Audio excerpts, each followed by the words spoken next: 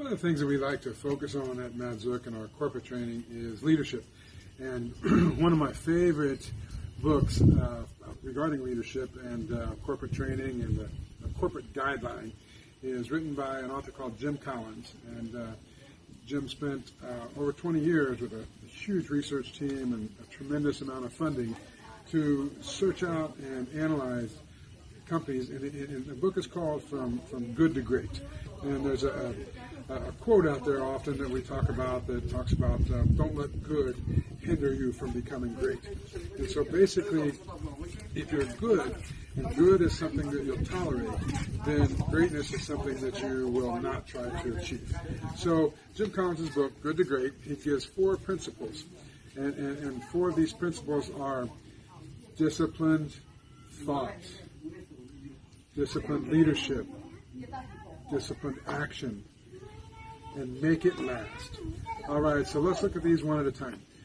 Focus number 1, when you talk about disciplined leadership, all right, so Jim calls it a level 5 leader. And so a level 5 leader will get his hands dirty. He will maximize his team.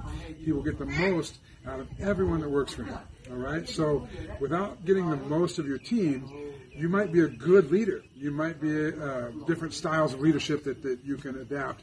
But to be a level 5 leader, you need to be the whole package, all right? So we'll talk about the different styles of leadership in another video. But for today, we want to focus on Jim Collins' 4 principles. So disciplined leadership. Be the best you can be as a leader. As a good leader, the company will also need to make sure that the people are in the right spots, okay? So when you talk about needing disciplined people, you need strong leadership, but you need competent people that are well trained to do their job. If they're not in the right spot, put them in a different spot. Okay? The saying that Jim has is first who, then what. As long as you get the right people on your team, you can do anything. But no matter what you want to do, if you have the wrong people in the wrong spot, or you want to take on your friends or your family or people that are incompetent or just negligent or any of the other negative aspects that come with people, if they're not coachable, if you can't train them, then you're going to have a problem. So you have to take them off your bus. All right? Now, maybe they're a good fit for another bus, but maybe they're not the good fit for your bus. We don't want to disparage people, and we want to wish them well and positive along their way, but maybe their way isn't our way or with us together. Okay, so disciplined thought brings us to another one here. And this one is called the Stockdale Paradox.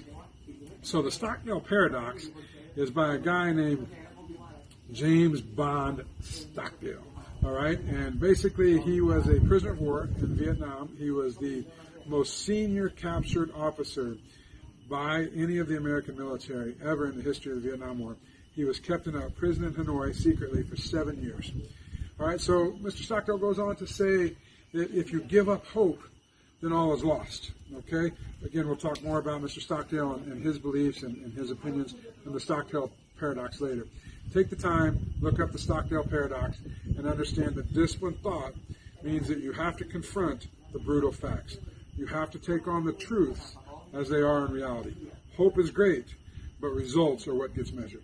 Okay, so you have to take sure that you face the hard things. Keep the hope.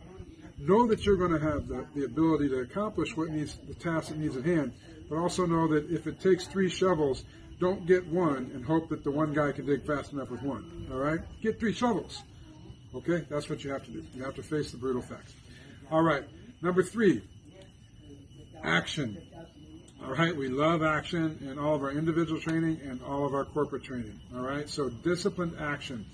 You must take the steps that lead you to where you want to go, all right? You can't sleep in until 11 o'clock in the morning and try to do something to start your day, and by noon, you're getting your brain together and a little bit sluggish, and you decide you're going to go exercise at 2, and all of a sudden it's 6 o'clock, and maybe it rains that day or something happens, and you can't exercise. So when you're in a corporate world, what happens is you have to decide, this is what I'm going to do today, all right? And you have to make your plan. And you have to decide your boundaries and what are your guidelines, and how are you going to shape your company?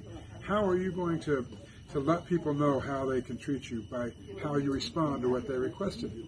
All right, so take action, disciplined action. So you have to be responsible for yourself, and you have to be responsible to help the others around help a good team be able to accomplish this.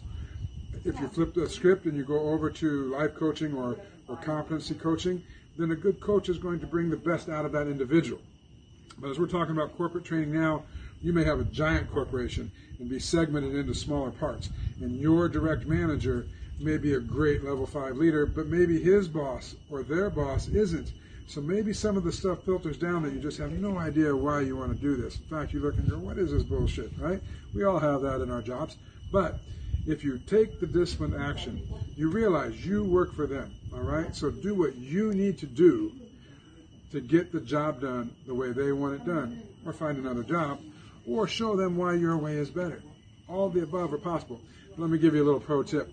When you go to your boss and you say, I have a better way, you better make sure your way is better, number one. And number two, you might want to temper how you deliver that message to your boss. Because not too many people want to hear someone who works for them come to them and tell them, I know a better way, right? You may know the best way in the world. But if you come up to your boss and you say, hey boss, your way sucks, I'm going to tell you a better way, you're probably going to be looking for a job tomorrow, right? Okay, so instead of that, use disciplined thought. Take care of your own actions, all right? Corporations, you as the boss, you as the leader, you need to make sure that these actions are taken care of as well. And number 4 on the list is make it last, all right? You don't want to do something that's just temporary. You want it to last, all right? So these are the 4 steps from Jim Collins, and we'll cover in another segment why these are important. Hope you have a great day. Thanks for watching MADZOOK.com. We appreciate you.